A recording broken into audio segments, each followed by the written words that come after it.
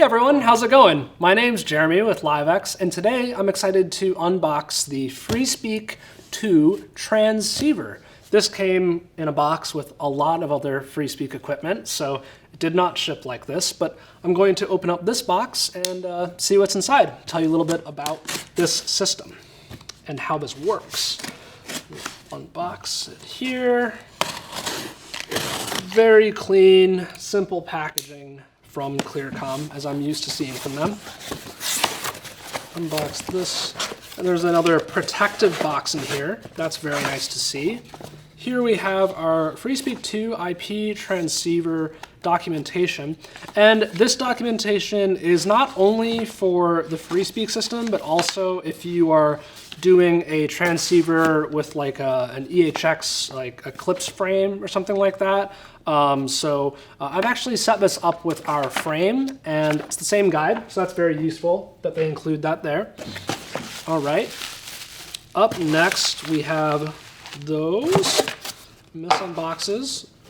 Got a registration, product registration there, and then this is the transceiver, and this is typical Clearcom packaging. Really like this style. It's very minimal, so just unfolds like that. Really useful. I know I've said it before, but that's how you do Apple returns as well. Similar style. Let's set this over here. All right, so we have our transceiver here. I'm gonna get into this in a second. Let's take the bubble wrap off these and see what's in here.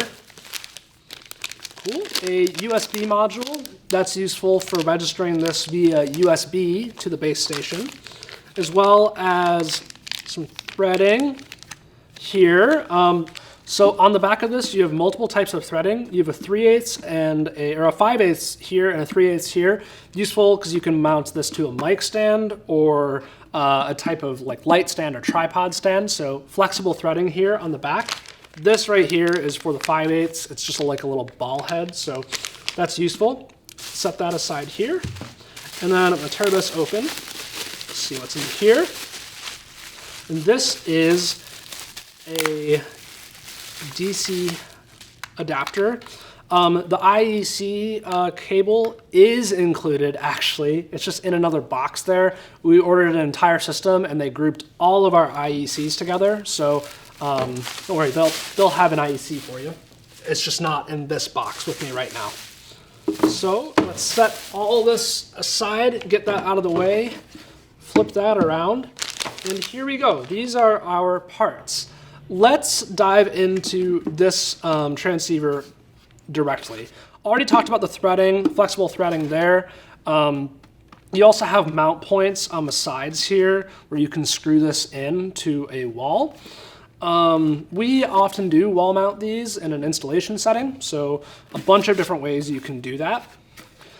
Here is where your interfacing actually happens. So here we have two Cat6 cables, and this is a PoE device. I usually run this in a PoE configuration. I'm usually not using the power adapter.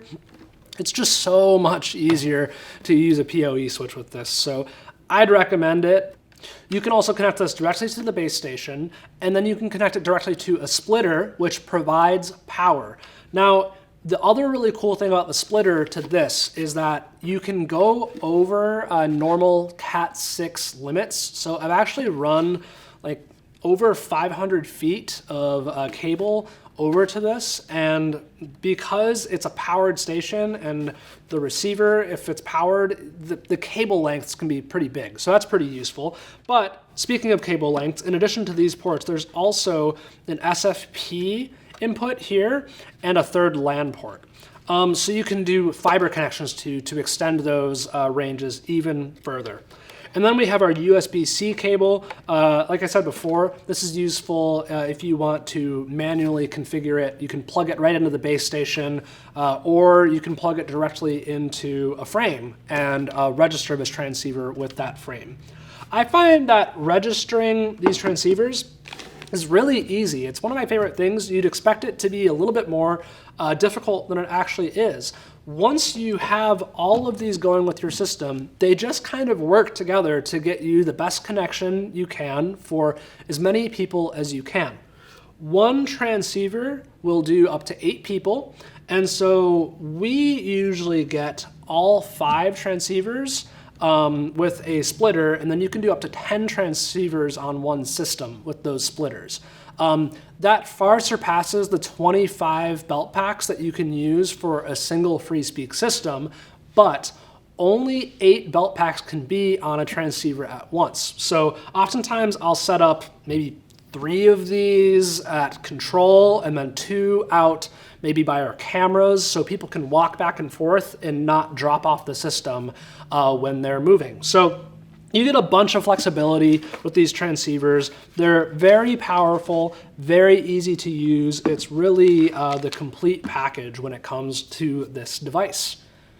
Please let me know if you have any questions in the comments down below. Like I said, I've used this quite a bit before, and I'm looking forward to seeing you in our next unboxing. Thanks for watching. Talk to you next time.